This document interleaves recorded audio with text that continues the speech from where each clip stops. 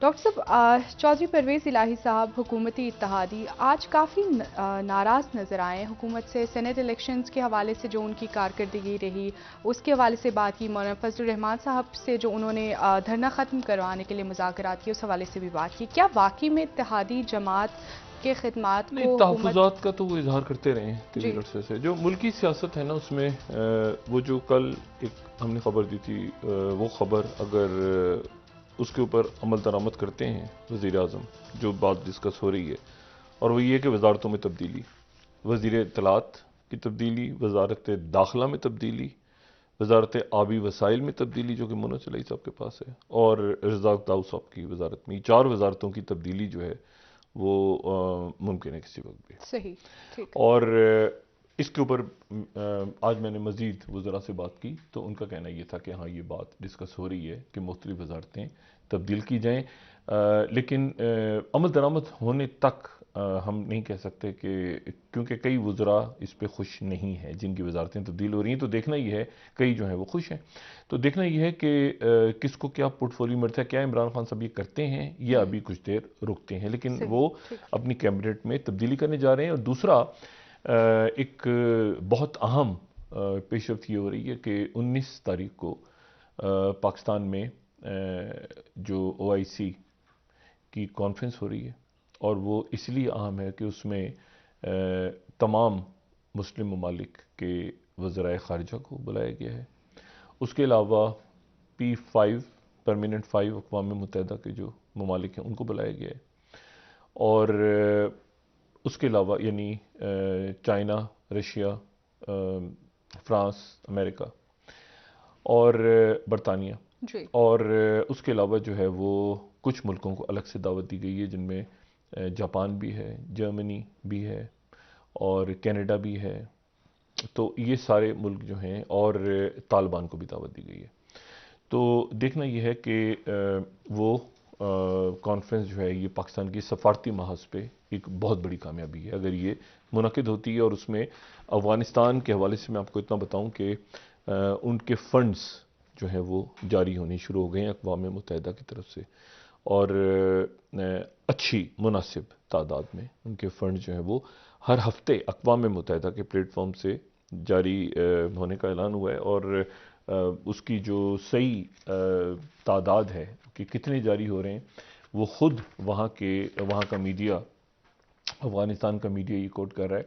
और वो ये कोट कर रहा है, जो 10वीं स्लाइड में उनको कोट कर देता हूँ ताकि वो हमें अंदाज़ा रहे कि United Nations plans to send Afghanistan $20 million every week, हर एवरी हफ्ते। वीक। जी, हर हफ्ते $20 मिलियन हर हफ्ते मार्च 2022 तक अक़वाम मुत्तहिदा अफ़गानिस्तान को देगा। $20 मिलियन हर हफ्ते। ठीक है, तो ये वो फंड नहीं है जो अमेरिका ने मुंजमद किया हुआ है, वो अलग अमेरिका उसको रिलीज़ कर रहा है आहिस्ता आहिस्ता। लेकिन ये एक बहुत बड़ी अफ़गानिस्तान के लोगों के लिए खुशखबरी है कि उनके लिए फंडिंग जो है वो स्टार्ट हो गई है अक़वाम मुत्तहिदा की तरफ से।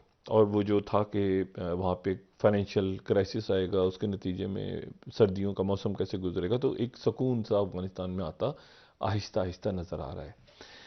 दूसरी जो चीज़ है कि अफ़गानिस्तान में जहाँ ये सुकून है, वहाँ पर ये सुकून आर्जी है या मुस्तकिल है, ये बात उस वक्त तय होगी जब उनके पड़ोसी ममालिक उन्हें तस्लीम करेंगे, दुनिया तस्लीम करेगी। और ये तहरीक तालिबान पाकिस्तान की तरफ से जो एक मामला ख़त्म हुआ है 9 तारीख को, जिसके बाद कोई पेशरफ्त अभी तक सामने नहीं आई, वो माहिदा अपनी जगह क्या सूरत इख्तियार करता है और वो क्या डायनेमिक्स हैं, वो अभी हम नहीं जानते। अच्छा, लेकिन उसके साथ ही कुछ अहम वाक़यात हो रहे हैं, बड़े अहम वाक़यात, और वो ये है कि 2021 से अब हम आहिस्ता आहिस्ता 2022 की तरफ बढ़ रहे हैं, और आतिशफ़िशां के ऊपर बैठ के ये सफ़र 2020 और 21 का सफ़र जो है, ये आतिशफ़िशां पे बैठ के तय किया है लोगों ने, बनी नौ इंसान। और आगे भी जब हम जा रहे हैं तो एक आप समझें कि बिल्कुल कोई नहीं जानता कि कहाँ पे दुनिया आगे जाएगी। लेकिन इतना मैं बता सकता हूँ इस वक्त कि हम कोविड के हवाले से पेंडेमिक से एंडेमिक की तरफ जा रहे हैं दोबारा।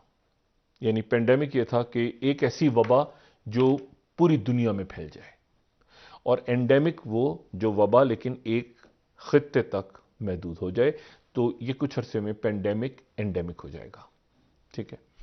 और इंसानी तारीख जो है, इंसान आज जो मौजूद हैं दुनिया में, वो वही लोग, वही नस्ल है जो बड़ी बड़ी कुदरती आफात से या बड़ी बड़ी वबाओं से बच के निकली आगे, जी और बिल्कुल। निकलने में कामयाब हो गई। हम्म। और और बहुत सी बीमारियां ऐसी जो हमने मेरी नस्ल ने कम से कम अपने सामने ख़त्म होते भी देखी। और मिसाल के तौर पे चेचक एक वबा की सूरत में फैलती थी। खसरा, मीज़ल्स, लोग घरों में नहीं जाते थे कि इस बच्चे को मीज़ल्स हैं या किसी को जो है वो खसरा हो गया तो वहाँ पे नहीं जाना।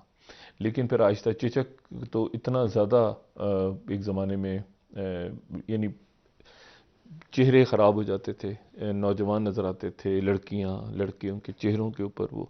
तो ये सारे अमराज से जो है इंसान निपटता निपटता, वबाओं से, आफात से, जलजलों से, सैलाबों से, पहाड़ों के तोदे गिर रहे हैं, आतिशियाँ पड़ करते करते करते करते यहाँ तक पहुँचे। और 2019 जब ख़त्म हो रहा था, जब हुआ ख़त्म और ये कोविड का कहीं वजूद नहीं था, तो वो साल जो था वो दुनिया भर में सयाहत का सबसे बड़ा साल था। यानी उस साल सबसे ज़्यादा लोगों ने, कोई 1.5 बिलियन लोग ऐसे थे जिन्होंने उस साल, 1.5 अरब लोगों ने ट्रैवल किया। वो कहते हैं टूरिज्म का सबसे बड़ा साल था 2019। और आगे प्लानिंग हो रही थी कि जनाब ये अगला जो साल आएगा वो बहुत ज़्यादा बड़ा साल होगा और उसमें बहुत ज़्यादा बड़ी तादाद में लोग जो हैं वो सफ़र करेंगे, टूरिज़्म होगा, ये सब कुछ होगा। लेकिन उसके बाद वो कहते हैं कि कुदरत के अपने मंसूबे होते हैं, अपनी प्लानिंग्स होती हैं, तो दुनिया रुक गई, ठहर गई। और अब जब हम दाखिल हो रहे हैं, देखें ये इस तरह से आप देखें कि इंसान जो है वो माशरा साकित नहीं रहता। कोई भी माशरा जो होता है ना, सोसाइटी, वो हरकत की बुनियाद पे ही एक सोसाइटी चलती है। लेकिन यह है कि लोग रुक गए, घरों में बंद हो गए। और मतलब है कि वो जो बात की थी कि सड़कों के ऊपर जानवर घूमते नजर आते थे और इंसानों को पाबंदी लगी कि घरों से निकलना नहीं है, दुकानों तक जाना नहीं है, दुकानें बंद होंगी, इतने बजे खुलेंगी, इतने बजे बंद होंगी।